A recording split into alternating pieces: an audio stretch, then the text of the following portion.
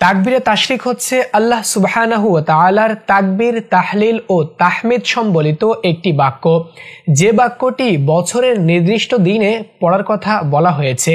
আর সেই নির্দিষ্ট দিন হচ্ছে ঈদুল আদহা বা কুরবানি ঈদের আগের দিন, অর্থাৎ জিলহজ মাসের 9 তারিখ ফজর থেকে জিলহজ মাসের 13 তারিখ আসর পর্যন্ত প্রতি 5 ওয়াক্ত নামাজের পরে সকলের জন্য এই তাকবীরটি পড়াটা আবশ্যক। পুরুষরা মসজিদে নামাজ শেষ করে জোরে জোরে এই তাকবীরটি পড়বেন, আর মহিলারা যারা বাসাবাড়িতে নামাজ আদায় করে থাকেন তারা ফরজ নামাজ শেষ করে নিম্ন স্বরে এই তাকবীরটি একবার করে পড়বেন। যদি কোনো ওয়াক্তে এই তাকবীরটি পড়তে ভুলে যান তাহলে ওই ওয়াক্ত শেষ হওয়ার আগে যখনই মনে পড়বে তখনই এই তাকবীরটি পড়ে নেবেন। ওলামা একরামগণ বলে থাকেন যে ওয়াক্তে নামাজ আদায় করছেন মসজিদের ভেতর, মসজিদ থেকে বাহির হওয়ার আগ পর্যন্ত মনে আসলে আপনি এই তাকবীরটি পড়তে পারবেন। অন্যথায় মসজিদ থেকে বের হয়ে যাওয়ার পরে মনে আসলেও এই তাকবীরটি পড়া যাবে না। সুপ্রিয় দর্শক, পড়া যাবে না বলতে আপনার উপর অর্পিত দায়িত্ব আর পালন হবে না, আপনি ওয়াজিব তরফ করেছেন হিসাবে বিবেচিত হবেন। এই জন্য খুব সতর্কতার সাথে এই তাকবীরটি প্রতি 5 ওয়াক্ত ফরজ নামাজের পরে একবার করে পড়ে নিতে হবে। এছাড়াও দিনের বিভিন্ন সময় এই তাকবীরটি আপনি পড়তে পারেন। সাহাবা একরাম রাদিয়াল্লাহু তাআলা আনহুমা তারা জিলহজ মাসের চাঁদ দেখার পরে উচ্চ স্বরে এই তাকবীরটি পড়তে পড়তে বাজারে চলে যেতেন। বাজারে যে সমস্ত সাহাবীগণ থাকতেন তারাও তাদের মুখে এই তাকবীর শোনার পরে নিজেরাও বলতে থাকতেন।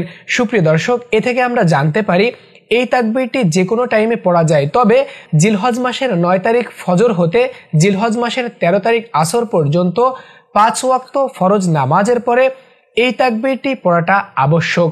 তো সুপ্রিয় দর্শক, চলুন এবার আমরা এই তাকবীরটি সহিভাবে মুখস্থ করে নেই। আমার সাথে সাথে সকলেই পড়বেন, আল্লাহু আকবার, আল্লাহু আকবার। অনেকে এখানে আল্লাহু আকবার বলে, এটা ভুল উচ্চারণ। শুদ্ধ উচ্চারণ হচ্ছে আল্লাহু আকবার। এই আল্লাহু আকবার এই তাকবীরটি 2 বার পড়তে হবে প্রথমে। তাহলে আল্লাহু আকবার, আল্লাহু আকবার। এবার লা ইলাহা, লা ইলাহা ইল্লাল্লাহু, ইল্লাল্লাহু, ওয়াল্লাহু আকবার, আল্লাহু আকবার, ওয়াল্লাহু আকবার, আল্লাহু আকবার, ওয়ালিল্লাহিল হামদ, ওয়ালিল্লাহিল। এখানে হাটা এমন উচ্চারণ হবে, হা হলকের শুরুর ভাগ থেকে হা এমন উচ্চারণ হবে। দ্বিতীয় যে হাটি আছে অর্থাৎ ওয়ালিল্লাহিল এর পরে হামদ, এই হাটা হলকের মিডিল থেকে উচ্চারিত হবে হামদ, হামদ এমন। তাহলে ওয়ালিল্লাহিল হামদ, ওয়ালিল্লাহিল হামদ। এতটুকুই হচ্ছে এই তাকবীরে তাশরিক। আমি প্রথম থেকে সম্পূর্ণ তাকবীরটি একবার বলছি। আল্লাহু আকবার, আল্লাহু আকবার, লা ইলাহা ইল্লাল্লাহু, ওয়াল্লাহু আকবার, আল্লাহু আকবার, ওয়ালিল্লাহিল হামদ। এই তাকবীরটির অর্থ হচ্ছে আল্লাহু আকবার, আল্লাহু আকবার, আল্লাহ সুমহান, আল্লাহ অতি মহান।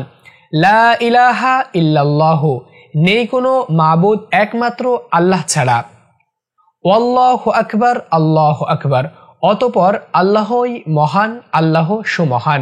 ওয়ালিল্লাহিল হামদ, যাবতীয় প্রশংসা ওই আল্লাহ তাআলার জন্য। সুপ্রিয় দর্শক, এই চমৎকার অর্থবহ এই তাকবীরটি আমরা জিলহজ মাসের 9 তারিখ থেকে পড়া স্টার্ট করব।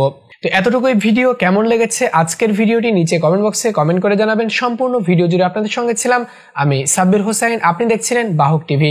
দোয়া করবেন আমার জন্য যেন নিত্য নতুন ইসলামিক ভিডিও আপনাদের খিদমতে এভাবেই নিয়ে হাজির হতে পারি। আসসালামু আলাইকুম ওয়া রাহমাতুল্লাহ।